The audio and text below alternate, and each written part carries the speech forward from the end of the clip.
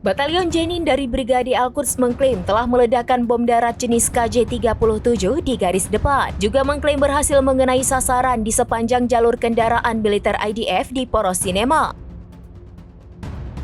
Mengutip Palestine Chronicle pada 28 Januari, hal itu diumumkan oleh Batalion Jenin dalam pernyataannya beberapa waktu lalu. Lebih tepatnya, pihaknya mengungkap bahwa telah berhasil meledakkan alat peledak darat jenis KJ-37 di sepanjang jalur kendaraan militer di kawasan Sinema. Serta mengklaim bahwa serangan tersebut berhasil mengenai target.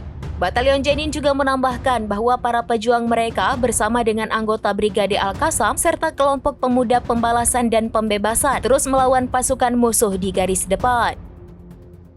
Perlu diketahui aksi ini sebagai pembalasan atas aksi tentara IDF mengepung kamp pengungsian dari segala arah. Juga melakukan bentrokan dengan pejuang Palestina disertai suara ledakan.